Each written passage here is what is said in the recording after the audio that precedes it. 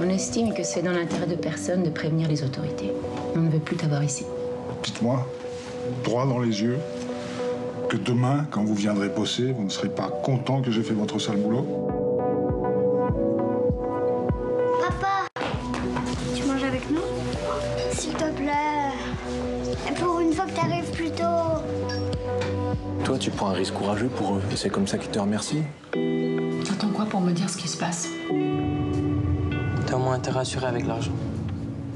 Bonsoir Estelle. Bonsoir Mohamed. Ceux qui travaillent un film en lice pour les prix du cinéma suisse, les Quartz. Oui, les nommés ont été dévoilés aux Journées de Soler. C'est vraiment le grand rendez-vous du cinéma suisse et ça s'achève donc aujourd'hui, ce jeudi. Alors parmi les films en lice pour les Quartz, beaucoup d'œuvres alémaniques, la Suisse alémanique, mais le cinéma roman fait sa résistance avec ce film que l'on vient de voir, enfin un petit aperçu, un film d'Antoine Rusbach. C'est son premier long métrage, l'histoire d'un chômeur qui est prêt à de nombreuses compromissions pour retrouver du travail. Chômeur joué par Olivier Gourmet, le comédien belge que la France envie à la Belgique. Et n'oublions pas non plus Fortuna de Germinal Rowe, un poème en noir et blanc sur une petite réfugiée éthiopienne. Donc voilà, deux films suisses romans qui sont en lice pour les Quartz. Alors qui obtiendra la prestigieuse récompense? Eh bien, réponse le 22 mars à Genève. Autre prix helvétique, le roman des romans, on connaît le lauréat. Oui, c'est un prix prestigieux en Suisse et il a été attribué à Jean-Pierre Rochat pour Petite Brume,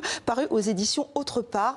C'est le récit émouvant d'un agriculteur qui est ruiné, qui est obligé de tout vendre. Et cette vie, l'auteur la connaît bien puisqu'il est lui-même agriculteur. Il a d'ailleurs reconnu qu'il avait pensé au suicide tellement cette vie est difficile. Et c'est ce dont il nous parle dans ce roman qui est, pour lui, l'écriture est devenue vraiment sa raison d'être. Il vient donc d'être récompensé.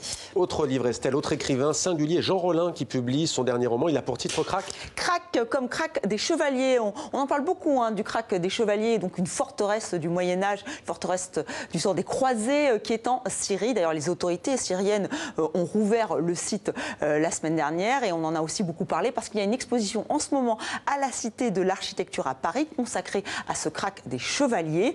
Et nous avons donc demandé à Jean Rollin de nous y retrouver puisqu'il consacre son roman à ce Crac, mais pas seulement, puisqu'il est retourné sur les pas de Laurence d'Arabie.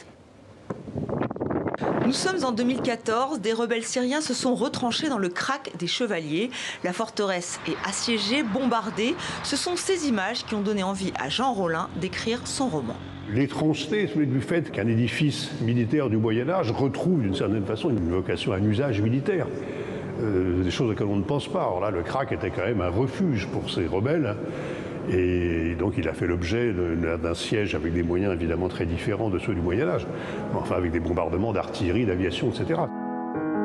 Après avoir gravi cette rampe que Laurence, 108 ans auparavant, a trouvée encombrée d'un fouillis de chèvres et de chiens, on retrouve Naïma, c'est le nom de la directrice du Crac. Comme toujours, Jean Rollin nous raconte cette histoire à la première personne. L'écrivain voyageur est allé en Syrie, il a suivi les pas de Laurence d'Arabie. Quand le Britannique entreprend ce voyage, il n'est pas encore une légende. Les deux hommes ont des points en commun, à commencer par leur admiration pour le Crac. C'est peu dire du Crac qu'il est l'un des grands châteaux de la région. Laurence lui-même sera plus emphatique, le qualifiant dans une lettre à sa mère datée du 29 avril de plus beau château du monde.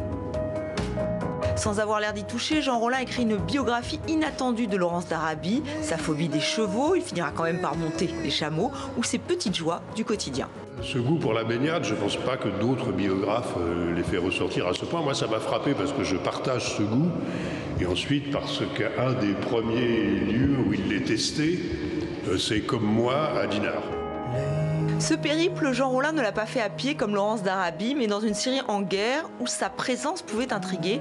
De là à penser qu'il est un espion, il laisse planer le doute. Non, je pense que je ne ferai pas un bon espion. Sinon peut-être dans des circonstances exceptionnelles, mais non, et encore, non. Aujourd'hui, le Crac des chevaliers a retrouvé de sa superbe. Le site est rouvert au public depuis la semaine dernière.